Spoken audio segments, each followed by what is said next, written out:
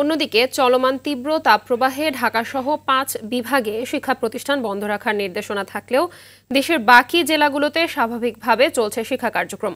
এ বিষয়ে জানাতে বরিশাল থেকে যুক্ত হচ্ছেন সহকর্মী আরিফুল ইসলাম। আরিফ, শিক্ষা প্রতিষ্ঠানে শিক্ষার্থীদের উপস্থিতি কেমন দেখতে পাচ্ছেন জানাবেন, আর এরই সাথে জানতে চাইবো যে অভিভাবক এবং শিক্ষকরা আসলে কি বলছেন।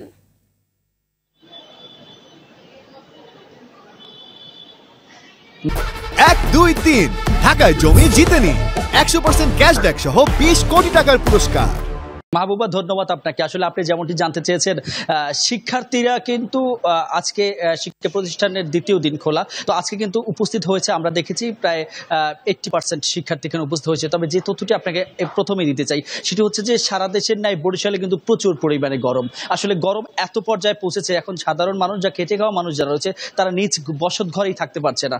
আজকে আবহাওয়া অফিসের সাথে আমরা কথা বলেছি, তারা বলছেন যে ৩৫ থেকে ৩৬ ডিগ্রি সেলসিয়াস বরিশালের তাপমাত্রা নির্ধারণ করা হলেও এর চেয়ে কিন্তু বেশি অনুভূতি হচ্ছে বরিশালে।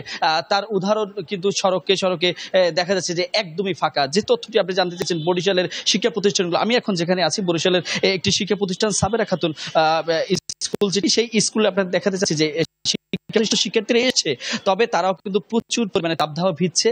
এখানে সঠিকভাবে শিক্ষা কার্যক্রম করতেও তাদের কষ্ট হচ্ছে, এমনটা আমাদের শিক্ষার্থীদের জানিয়েছেন। যা অভিভাবকরা কিন্তু একটা হতাশা বোধ করছেন। তারা বলছে যে আরো যদি 7 দিন বাড়ানো যেত তাদের সাথে, তাহলে কিছুটা হলেও তারা স্বস্তি প্রকাশ করতো। তার কারণ হচ্ছে যে প্রত্যেকেই কিন্তু যেহেতু শহর কেন্দ্রিক এবং এই স্কুলগুলো একদম ওপেন রাখা, তো সুতরাং এখানে প্রচুর পরিমাণে রোদ, এবং এই রোদে যারা শিক্ষার্থী রয়েছেন, কোমলমতি শিক্ষার্থী, তাদের প্রত্যেকের কিন্তু প্রচুর পরিমাণে কষ্ট হচ্ছে। আপনি দেখতে পাচ্ছেন যে আমি যে শিক্ষা প্রতিষ্ঠানটির সামনে দাঁড়িয়ে আছি, এই শিক্ষা প্রতিষ্ঠানে কিন্তু কক্ষের তুলনায় প্রচুর পরিমাণে শিক্ষার্থী। সুতরাং এখানে যে পরিমাণে আলো বাতাস থাকার কথা, তার চেয়ে শিক্ষার্থীর সংখ্যা অনেক বেশি। ফলে এখানে শিক্ষার্থীদের ক্লাস করতে প্রচুর পরিমাণে কষ্ট হচ্ছে, এমনটাই আমরা দেখেছি। আর শিক্ষার্থীরা এর আগেও জানিয়েছে, শিক্ষার্থীদের অভিভাবকরা বলছেন যে তাদেরকে আর যদি 7 দিন তাদেরকে এই ছুটির বাড়তি ছুটির কার্যক্রম অব্যাহত থাকে, তাহলে কিছুটা হলেও নিয়ন্ত্রণে থাকবেন। বরিশালের যে তথ্যটি একটু জানাই, বরিশালে কিন্তু 266টি শিক্ষা প্রতিষ্ঠান রয়েছে বরিশাল জেলায়, এবং সেই প্রতিটি শিক্ষা প্রতিষ্ঠান কিন্তু খোলা রয়েছে। আর বরিশাল এই শহর বাহিরে যে অন্যান্য উপজেলাগুলো রয়েছে, সেখানের অবস্থা কিন্তু আরো নাজেহাল, এমনটি আমরা তথ্য পেয়েছি অন্যান্য উপজেলাগুলোতে। তো এই ছিল মাহবুবা বরিশাল থেকে আমার কাছে শিক্ষা প্রতিষ্ঠানের সবশেষ তথ্য। ধন্যবাদ আপনাকে।